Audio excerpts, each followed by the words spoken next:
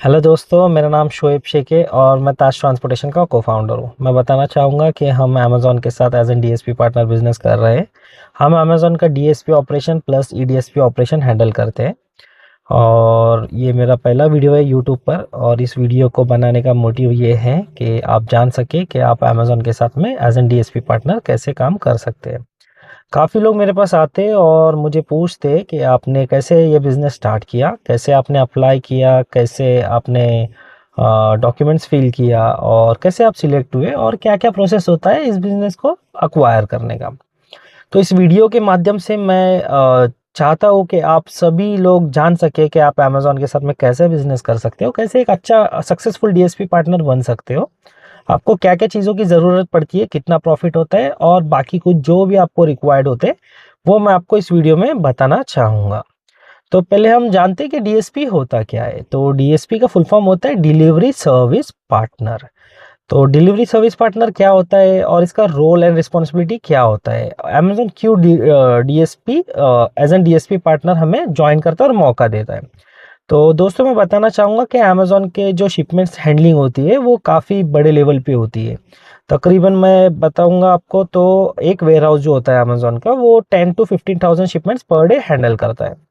तो इस शिपमेंट्स को हैंडल करने के लिए काफ़ी मैन पावर की रिक्वायरमेंट होती है और ये जो एरिया एक्वायर्ड करती है ये बहुत बड़ा एरिया होता है। तो अमेज़न क्या करता है, ऐसे छोटे-छोटे डीएसपी पार्टनर्स को मौका देता है कि आप आओ हमारे वेयरहाउस में, अपने बाइकर्स और अपना मैनेजमेंट लगाओ और ये शिपमेंट को कस्टमर के डोर स्टेप तक सक्सेसफुली डिलीवर्ड करो। तो ये होता है डिलीवरी सर्विस पार्टनर का रोल।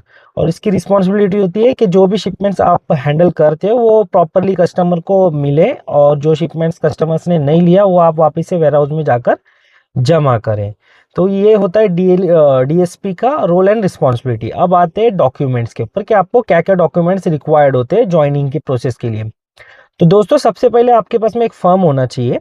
कोई भी फर्म हो सकता है, जैसे आप प्रोप्राइटरशिप में रजिस्टर्ड कर सकते हो, एलएलपी में कर सकते हो, देन आप पार्टनरशिप में कर सकते हो। और ये ज़रूरी नहीं कि आपका ओल्ड फर्म है, आप पहले से कर रहे हो तभी आप अप्लाई कर सकते हो, नहीं वैसा नहीं है। आप न्यू फर्म भी रजिस्टर्ड कर सकते हो और न्यू फर्म रजिस्टर्ड करके भी आप अप्लाई कर सकते हो।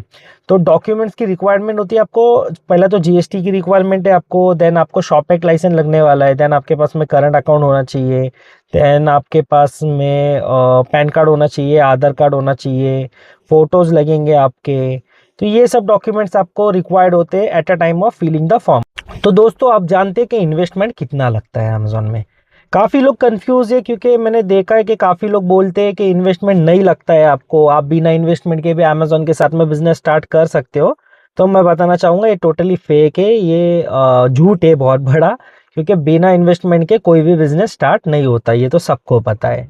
तो मैं आपको बताना चाहूँगा कि मिनिमम 8 टू 10 लाख रुपीस आपको लगता है, ठीक है? पहले तो आपको ये अमाउंट का रिक्वायरमेंट इसलिए होता है कि जब आप फॉर्म फिल करते हो तो आपको अपना जो बैंक का स्टेटमेंट होता है वो भी शो करना पड़ता है बैंक में कि yes we have an funding, हमारे पास इतना फंड है और हम आपके साथ में बिजनेस स्टार्ट कर सकते हो। पहले तो ये आपको दिखाने के लिए इन्वेस्टमेंट लगने वाला है।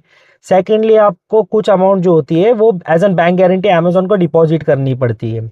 एंड देन फिर जो रिमेनिंग अमाउंट बचता है उसमें आपका जो पहला मंथ होता है, जैसे जब आप स्टार्ट करते हो तो आप एक सुपरवाइजर हायर करते हो, देन आप एचआर हायर करते हो। जो भी स्टाफ आपको रिक्वायर्ड होता है, आप जो भी स्टाफ को हायर करते हो उनका सैलरी आपको देना पड़ता है आपके पास से। देन आपका डिलीवरी एसोसिएट्स का सैलरी होता है। ऐसा नहीं कि ये पूरा आपके पॉकेट से जो भी फंड जा रहा है ये आप ही को जाना पड़ता है, नहीं, अमेजोन का भी इनवॉइस आपको मिलता है।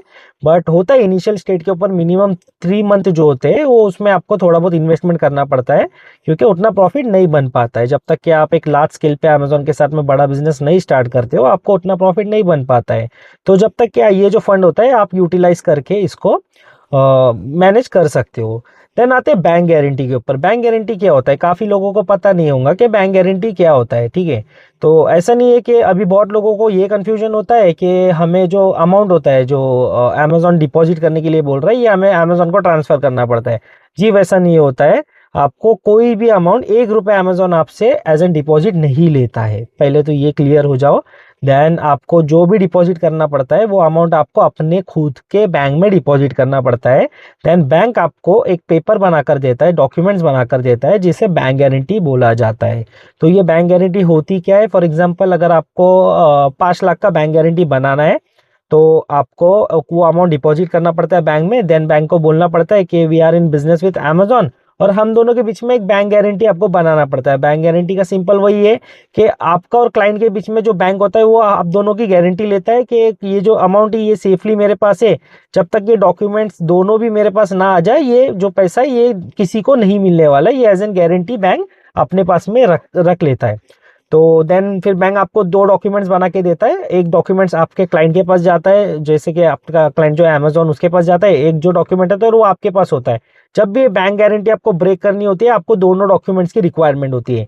ये दोनों डॉक्यूमेंट्स जब आप साथ में सबमिट करोगे बैंक में तभी ही आपको बैंक अपना अमाउंट आपके अकाउंट में ट्रांसफर कर देगा, जैसे भी आपको रिक्वायरमेंट की नीड्स होती है।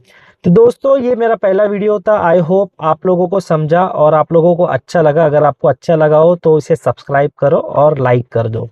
और मिलते हैं नेक्स्ट वीडियो में। नेक्स्ट वीडियो में हम जानेंगे कि ज्वाइनिंग प्रोसेस, फॉर्म कैसे फिल करते हैं ज्वाइनिंग के लिए, देन ट्रेनिंग कैसी होती है, देन आपका ऑडिट क्या होता है। काफ़ी चीज़ें मैं आपको बताना चाहूँगा आपके नेक्स्ट वीडियो के अंदर।